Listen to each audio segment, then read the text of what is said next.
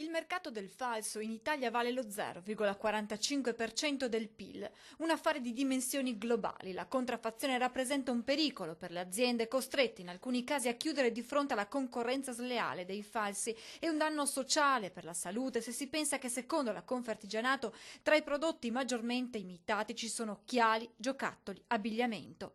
La Regione Veneto ha così dichiarato guerra alla contraffazione con un progetto che coinvolge Unioncamere e Certottica. Si entra direttamente nel controllo di alcuni prodotti di altissima qualità nello sport, penso ai caschi, penso all'occhialeria, penso anche a tutto il vestiario per lo sport e poi invece sull'abbigliamento dei bambini, che è una fascia da proteggere in maniera particolare. La finalità del progetto è verificare la conformità CE di occhiali da sole, giocattoli, abbigliamento per bambini e caschi da moto. Per testarne la sicurezza saranno prelevati i campioni dei prodotti direttamente dai punti vendita e sottoposti ad analisi. Entro 40 giorni dobbiamo fare le prove, dimostrare la conformità secondo le normative comunitarie europee.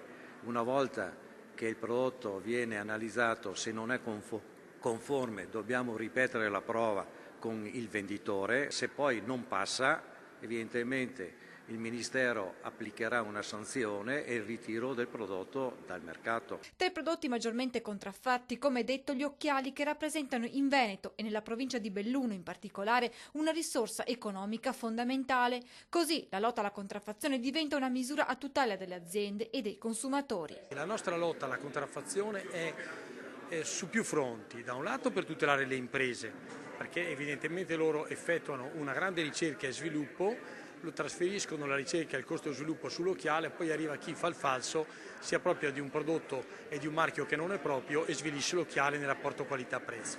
Ma dall'altro dobbiamo anche farci carico di promozionare la qualità del prodotto, perché i produttori italiani di occhiali si sono posizionati sulla fascia alta della qualità e quindi questo noi dobbiamo mantenerla elevata e soprattutto fare in modo che chi compra sappia che se acquista un prodotto italiano, made in Italy, non solo è di moda ma è di qualità.